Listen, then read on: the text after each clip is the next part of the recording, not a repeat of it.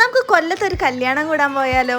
അപ്പോൾ ഒരുപാട് പ്ലാനിങ്ങിന് ശേഷം ഞങ്ങൾ തൃശ്ശൂരിൽ നിന്ന് കൊല്ലത്തോട്ട് വണ്ടി കയറിയിട്ടുണ്ട്. ഏറ്റവും ലാസ്റ്റ് മിനിറ്റാണ് ഞങ്ങൾക്ക് സ്റ്റേ സെറ്റായത്. അവിടെ ചെന്ന് ഞങ്ങൾ ചെക്ക് ഇൻ ചെയ്ത് നേരെ അടുത്തുള്ള കായലിൻ്റെ അവിടേക്ക് പോയി. ഇത് പരവൂർ കായലാണ്. ഇവിടെ കുറേ വാട്ടർ ആക്ടിവിറ്റീസ് ഉണ്ട്, ഇതേപോലെ ബോട്ട് റൈഡ്സ് ഉണ്ട്, കയാക്കിംഗ് ഒക്കെ നമുക്കിവിടെ അവൈലബിൾ ആണ്. ഉച്ചയായതുകൊണ്ട് നല്ല വെയിലുണ്ടായിരുന്നു. പക്ഷെ നമ്മൾ കണ്ടൽക്കാടിനുള്ളിലേക്ക് കിടന്നപ്പം അവിടെ നല്ലൊരു പീസ്ഫുൾ അറ്റ്മോസ്ഫിയർ ആയിരുന്നു. ഏകദേശം ഒരു 1.5 മണിക്കൂർ വഞ്ചിയാത്ര ഉണ്ടായിരുന്നു. അത് കഴിഞ്ഞിട്ട് നമ്മൾ ഫുഡ് കഴിക്കാൻ പറ്റിയ നല്ലൊരു സ്പോട്ട് അന്വേഷിച്ച് നടക്കുകയായിരുന്നു. നല്ല കരിമീനും താറാവും വെള്ളയപ്പവും കൊള്ളിയും മീൻകറിയായിട്ട് ഉച്ചക്കത്തെ ഫുഡ് എന്തായാലും അടിപൊളിയായിരുന്നു. ഞങ്ങൾ ആ ഷാപ്പിലെ കറികളൊക്കെ നല്ല രീതിയിൽ എക്സ്പ്ലോർ ചെയ്തു. പിന്നെ കുറച്ച് റെസ്റ്റൊക്കെ എടുത്ത് നമ്മൾ ഡ്രസ്സൊക്കെ ചേഞ്ച് ചെയ്ത് നേരെ നമ്മൾ ഊബർ ഇട്ടത് വർക്കല ക്ലിഫിലേക്കായിരുന്നു.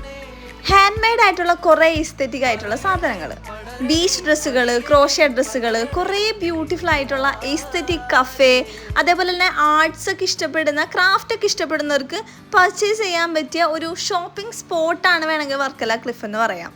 എന്തായാലും എൻ്റെ മനസ്സിലെ വർക്കല ഇങ്ങനെയായിരുന്നില്ല. നൈറ്റ് ഒന്ന് എക്സ്പ്ലോർ ചെയ്യാൻ നമ്മൾ നിന്നില്ല. അവിടെ നിന്നും ഇരുന്നും മാക്സിമം അവിടെ നിന്ന് കൊള്ളാവുന്നത്ര വെയിൽ നമ്മൾ കൊണ്ടിട്ടുണ്ട്. അങ്ങനെ സൺസെറ്റ് ഒക്കെ ആയപ്പോഴേക്കും നമ്മൾ വർക്കലയിൽ നിന്ന് ഇറങ്ങിയപ്പോഴാണ് നമ്മളൊരു കാര്യം മനസ്സിലാക്കിയത്, അവിടെ ഊബർ ഇല്ല.